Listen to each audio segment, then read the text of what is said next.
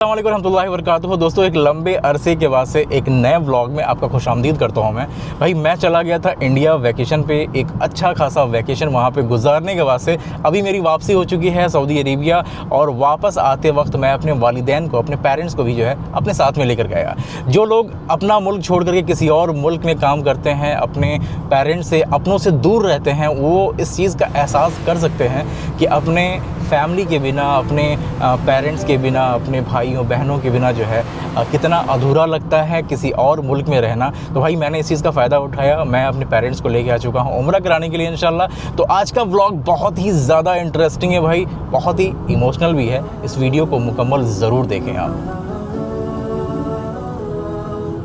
दोस्तों, वालिदैन की सेहत को मद्देनज़र रखते हुए हम जब इंडिया से आ रहे थे तो वहाँ से हम एहराम बात करके नहीं आए, और यहाँ पे आने के बाद से दो तीन रोज़ का जो है क़याम यहाँ पे हो चुका है। तो अभी हम जा रहे हैं मीकात। तो भाई हमारी मीकात का सफ़र जो है शुरू हो चुका है। हम जा रहे हैं मीकात अल जोफ़ा। जद्दा के करीब में जो सबसे करीबी मीकात है वो अल जोफ़ा का मीकात है, जो कि जद्दा से करीब 125 किलोमीटर की दूरी पर है। गाड़ी धीरे धीरे मीकात के रास्ते पर बढ़ रही थी और दिल के अंदर एक अजीब सा सुकून था। पीछे देखा तो माँ मुस्कुराती हुई, सामने अब्बू खामोशी में अपनी दुआ कर रहे थे। उनके चेहरे पर वो नूर था जो सिर्फ उन लोगों के चेहरे पे होता है जिन्हें रब ने अपने घर का बुलावा दिया हो। हर सांस, हर पल बस यही सोच थी, या अल्लाह शुक्र है तेरा, तूने एक बार फिर मेरे वालिदैन को उम्र नसीब किया। तुझसा कोई नहीं।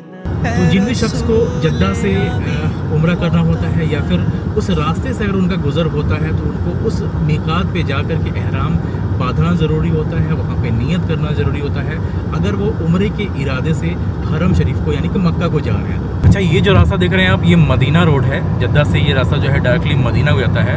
और दो तीन चीज़ें आपको मैं बताऊँ, अगर आप मक्का से मदीना जाते हैं, अगर बस के ज़रिए से आते हैं तो आपको कम से कम 5 से 6 घंटे आराम से लग जाएगा बस से, क्योंकि बस जो है आपकी रुकते रुकाती आती है। अगर बीच में नमाज का वक्त आ गया तो आपको जो है वहाँ पे रुकाती हो जाएगी। अगर आप अपनी गाड़ी से मदीना को जाते हैं तो कम से कम मान के चलिए मक्का से 4 घंटे का वक्त जो है आराम से लग जाएगा। देख रहे हैं बाबा, लग ही नहीं रहे हम कहाँ जा रहे हैं। चारों तरफ जो है पूरा रेगिस्तान का एरिया है, पूरा खुला मैदान। ये जहाँ नज़र जा रही है पूरा खुला मैदान है, और बीच में अच्छा उसकी मीनारें जो है मुझे नज़र आने लगी हैं।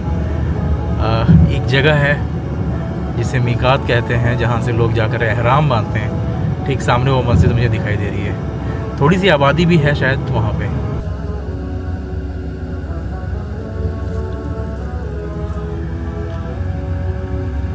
पूरा खाली है, कुछ गाड़ियाँ मुझे नज़र आ रही हैं ऐसे यहाँ से। देखिए कुछ लोग आए हुए हैं यहाँ पे आराम बांधने के लिए।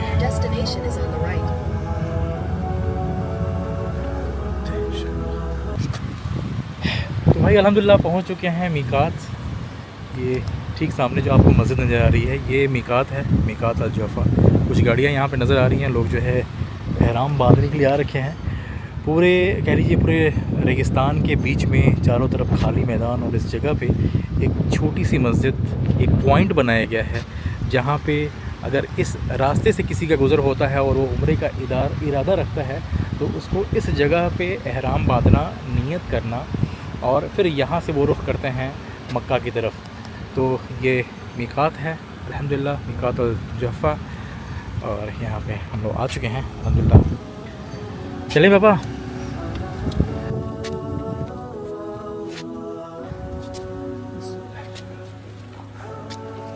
चीज़ें मैं आपको बता रहा हूँ, ये सारी की सारी चीज़ें इस बोर्ड पे मेंशन है। ये जो मीकात है, मीकात अल जोफ़ा, ये रसूलुल्लाह सल्लल्लाहु अलैहि वसल्लम के जो हिजरत का रास्ता था उस रास्ते पे ये मीकात आता है। रसूलुल्लाह सल्लल्लाहु अलैहि वसल्लम ने ख़ुद जो है इन तमाम मीकात को डेजिग्नेट किया था कि जो लोग इन जगहों से अगर आते हैं उम्रे के इरादा रखते हुए तो उनको उन जगहों पे मीकात बनाया गया, और उस मीकात से आपको जो है एहराम बांध के आना पड़ेगा। यहाँ पे से आप देख सकते हैं लिखा हुआ है दुल हुलैफा मीकात है जो लोग मदीना से आते हैं, और अल जोफ़ा मीकात है जो कि इन तमाम एरिया से, कह लीजिए आप इजिप्ट से आपकी या फिर मगरिब से आते हैं, उनके लिए अल जोफ़ा मीकात है। कर्नल मनाजिल का जो मीकात है ये नजद के लोगों के लिए है, और यमन के लोगों के लिए यलमलम का मीकात है। तो ये देखेंगे सारी चीज़ें यहाँ पे मेंशन हैं। यहाँ पे ये बारकोड जो है आप स्कैन करके भी सारी चीज़ें पढ़ सकते हैं। दोस्तों किसी भी मोमिन के दिल की सबसे बड़ी हसरत होती है कि अल्लाह ताला उसे हज या उम्रे की सादत नसीब कर दे। आज मेरे लिए बहुत ही बड़ा दिन है क्योंकि मैं बैतुल्लाह का तवाफ़ करने जा रहा हूँ अपनी जन्नत को साथ में लेकर के। भाई अभी बारी है हमारे एहराम बांधने की। ये हमारा एहराम है, ये जो एहराम इसको बांधेंगे, लेकिन सबसे पहले जो है स्लीपर चेंज कर लेते हैं भाई।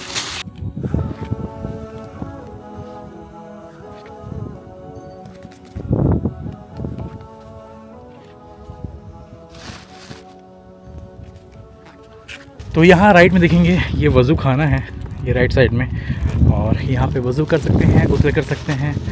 मैं गुस्ल करके आया था, गुस्ल करने की ज़रूरत नहीं है, तो यहाँ पे सिर्फ एहराम बांध के वज़ू करेंगे। और ये मस्जिद है जहाँ पे जाकर के आपको नियत करनी है और नमाज़ अदा करना है। तो दोस्तों मस्जिद के अंदर का हिस्सा देख सकते हैं आप, ये मर्दों के नमाज़ पढ़ने की जगह है। मस्जिद खाली है, ज़्यादातर लोग यहाँ पे नहीं आते हैं। और इधर राइट साइड में ये लेडीज़ की नमाज़ पढ़ने की जगह यहाँ पे है। ये यहाँ पे शेड दे करके इसी मस्जिद के हिस्से को दो पार्ट में एक तरीके से डिवाइड कर दिया गया, तकसीम कर दिया गया। ये यहाँ का मेहराब है। और आखिरकार हम अपनी मंजिल पे पहुंच ही गए और हमने उम्रे की नीयत भी कर ली। वालिदैन ने अपने हाथ उठाए दुआ के लिए और उनकी आंखों में आंसू थे। उन आंसुओं में मुद्दतों की दुआएं थी। अब्बू चुपचाप गमगीन थे, जैसे कह रहे हों, बेटा आज हमारी ज़िंदगी का सबसे खूबसूरत सफ़र है। तो भाई माशाल्लाह हमारे उम्रे का सफ़र जो है यहाँ से शुरू होता है। लब्बैक अल्लाहुम्मा लब्बैक, लब्बैक ला शरीक लक लब्बैक, इन्नल हम्दा वन निअमता लक वल मुल्क ला शरीक लक। अल्लाहुम्मा सल्लि अला मुहम्मद व अला आलि मुहम्मद कमा सल्लैता अला इब्राहीम व अला आलि इब्राहीम इन्नका हमीदुम मजीद। अल्लाहुम्मा बारिक अला मुहम्मद व अला आलि मुहम्मद व बारिक अला इब्राहीम व अला आलि इब्राहीम। अस्तगफिरुल्लाह अस्तगफिरुल्लाह अस्तगफिरुल्लाह। इधर रोड इधर है, लेफ्ट साइड में दूर है। हाँ अच्छा, ये जो मस्कोता पार्किंग है यहाँ पे टैक्सी वगैरह अब जो है हरम शरीफ को नहीं आती हैं।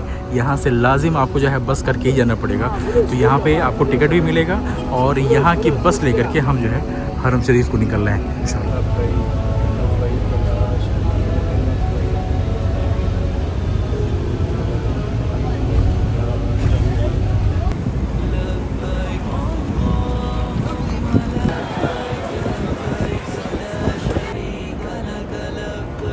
अच्छा, बच्चों को जो है कोई ना कोई आईडी प्रूफ और आपका कांटेक्ट नंबर, मोबाइल वगैरह वो देने की सख्त ज़रूरत है भाई।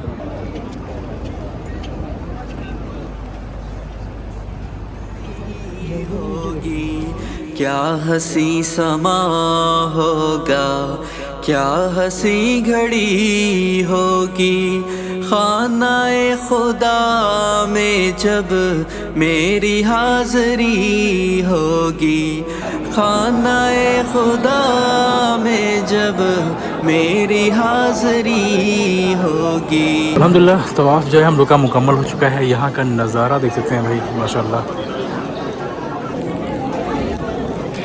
तो भाई अल्हम्दुलिल्लाह हम लोग का तवाफ़ जो है मुकम्मल हो चुका। अभी हम जा रहे हैं सही करने के लिए। यहाँ पे ज़मज़म मिल रहा है, ठीक सामने जो है हरम शरीफ, सॉरी काबा शरीफ है, और काबा शरीफ है और ये आपको मकाम इब्राहिम जो है यहाँ पे नज़र आ रहा होगा। तो इसके पीछे जो है तवाफ़ कंप्लीट होने के बाद से 2 रकात नमाज़ पढ़नी होती है, वाजिब तवाफ़ करना होता है। और इस साइड में आपको ज़मज़म मिलेगा, ज़मज़म पीते हुए फिर आप आगे जाएंगे। आगे से राइट टर्न करने के बाद से आपको सही करने का जो है वो रास्ता नज़र आएगा। जबले सफ़ा पर खड़े हुए दिल का हाल बयां नहीं होता। सामने काबा नज़र आया और आंसू अपने आप बह गए। हर कदम पर लगता है हाजरा रज़ी अल्लाह तआला अन्हा की सब्र, उनका यकीन हमारे साथ चल रहा है। यहाँ सब बराबर है, कोई बड़ा नहीं, कोई छोटा नहीं, सिर्फ बंदा और उसका रब। माँ बाप के साथ अल्लाह के घर में गुजरे ये लम्हे ज़िंदगी के सबसे खूबसूरत यादें बन गई।